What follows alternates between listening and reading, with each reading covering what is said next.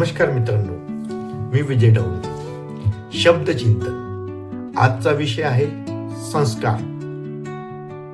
संस्कार हे आपल्या घरातील वडिलांच्या, आई वडील, मोठ्या बंधूंचे जे वागणे आहे त्या वागण्यातून, त्यांच्या आचरणातून जे प्रतिबिंब निर्माण होते, ते प्रतिबिंब आपल्या घरातील लहान्या मुलांवर होणारे त्यांचे परिणाम म्हणजे, आणि त्या परिणामातून ते जे आत्मसात करतात त्याला संस्कार असे म्हणतात. मित्रांनो, लहान मुलं हे सर्व आपल्या आचरणातून शिकत असतात.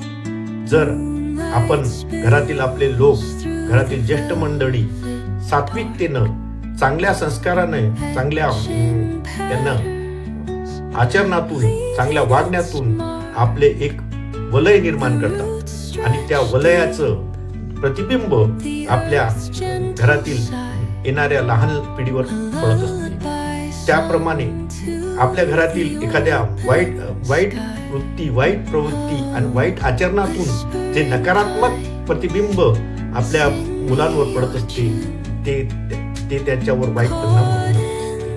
मित्रांनो, ज्या पद्धतीने आपण बघतो की एखाद्या सात्विक परिवारात, वारकरी परिवारात, त्या परिवाराची दिनचर्या सकाळी उठल्याबरोबर प्रातःविधी आटपून देवाची पूजा आणि भक्ती आराधना करून तेथील पुरुष मंडळी आणि महिला मंडळी सळा सारवण करून, रांगोळ्या घालून घरामध्ये एक प्रसन्न वातावरण निर्माण करतात. ते वातावरण त्या घरामध्ये एक सकारात्मक ऊर्जा निर्माण करून त्याचे जे सकारात्मक कंपन आहेत ते त्या येणाऱ्या पिढींवर आपोआप त्या परिणाम करतात, सकारात्मक परिणाम करून त्यांच्यामध्ये सात्विक भाव निर्माण होतो. तसेच एखाद्या तामसिक घरामध्ये कलह, वाद आणि वादातून त्या घरामध्ये जे भांडण तंटे चालू असतात, त्या भांडण तंट्यातून जी नकारात्मक ऊर्जा, नकारात्मक कंपन्या येतात ते त्या येणाऱ्या पिढींवर सातत्याने प्रतिबिंबित होत असतात आणि त्यातून त्यामध्ये वाईट आचरण त्या नवीन येणाऱ्या पिढीमध्ये येत असते. मित्रांनो, सात्विकता ही आपल्या वागण्यातून, तुमच्या बोलण्यातून, चालण्यातून आणि व्यवहारातून दिसून येत असते. आणि हा व्यवहार, प्रत्येकासोबत असणारा व्यवहार आणि त्याच्यामधून जी सौजन्यशीलता, जी नम्रता निर्माण होते ती त्या येणाऱ्या पिढीच्या मनावर प्रतिबिंबित होत असते आणि ते त्या पद्धतीने आपल्या संपर्कात येणाऱ्या प्रत्येकासोबत त्या पद्धतीने वागून आपल्या परिवाराच्या संस्काराचा परिचय देत असतात.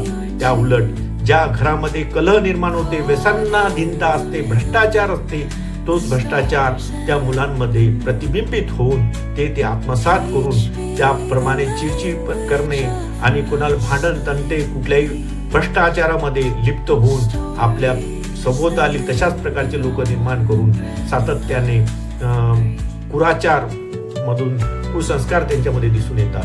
मित्रांनो, जे सात्विक लोक असतात ते सदैव चांगल्या कार्यासाठी प्रेरित होत असतात. आपल्या कार्यातून आपल्या वडिलांचा नाव लौकिक निर्माण व्हावा यासाठी कार्य करत असतात. अशा लोकांसाठी जगद्गुरु तुकाराम महाराज म्हणतात, आपुल्या हितासे असे जो जागता, धन्य माता पिता दयाची, कुडी कन्या पुत्र होतील जे सात्विक, दयाचा हरिक वाटे देवा.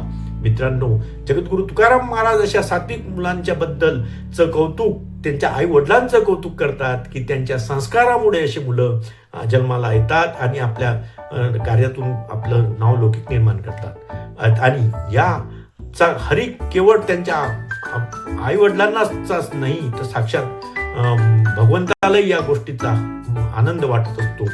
यासाठी पुंडलिकाच्या भेटी परब्रह्मा येतीसा, की पुंडलिक हा आधी तामसिक वृत्तीचा होतो, आपल्या आई वडिलांना त्रास द्यायचा, परंतु त्यांना त्यांच्या गुरुकडून अनुग्रह मिळाला आणि कळलं की आपल्या आई वडिलांच्या चरणातच स्वर्ग आहे.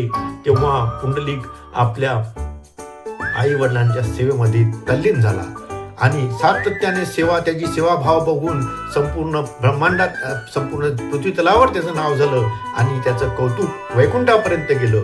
तेव्हा साक्षात पांडुरंगाला त्याच्या भेटीची आतुरता लागली आणि पांडुरंग साक्षात त्याच्या दारापुढे, त्याच्या पंढरपुरात आले.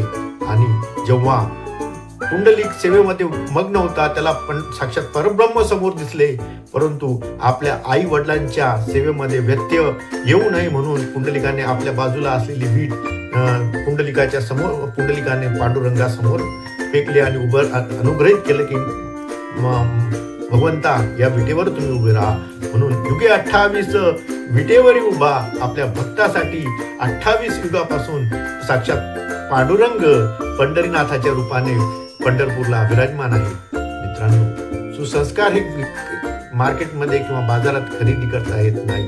सुसंस्कार हे आपल्या पिढ्यानपिढ्या आपल्याला मिळालेला एक आशीर्वाद असतो.